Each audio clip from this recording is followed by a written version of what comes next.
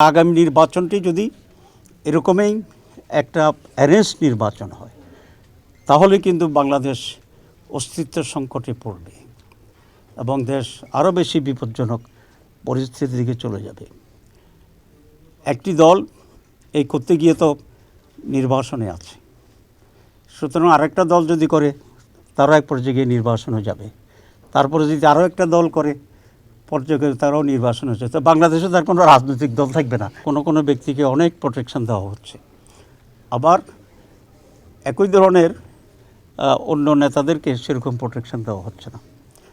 এখানে প্রোটেকশন কাউকে বেশি দিবেন কম দিবেন এটা আমাদের ইস্যু নয়।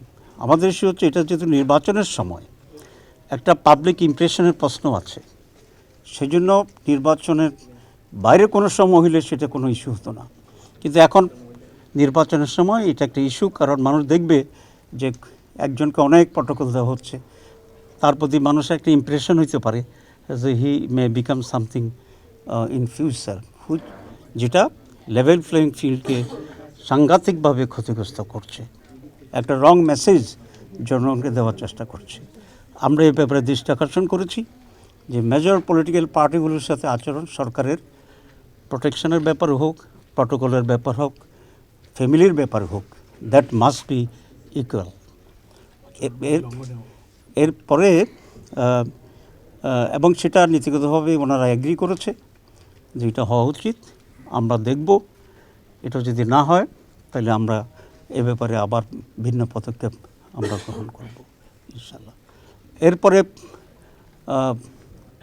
এখন যে প্রচারণার কথা তো আমরা সেটা বলছি, এবং আচরণবিধির ব্যাপারে আমরা দৃষ্টি আকর্ষণ করেছি।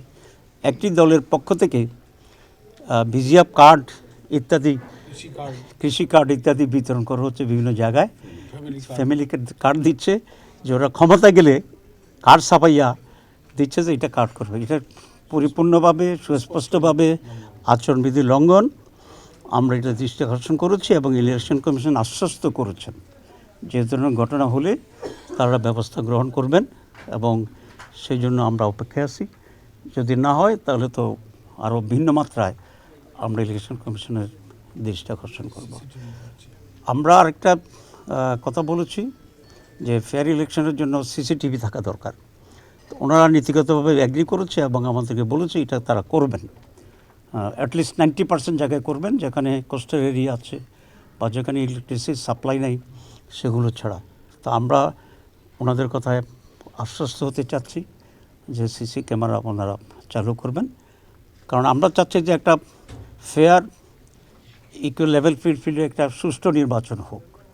কারণ বাংলাদেশে আজকে যে সমস্যা, এই সমস্যার প্রধান কারণই হচ্ছে বিগত 56 বছরের একটা সুষ্ঠু নির্বাচনের অভাব।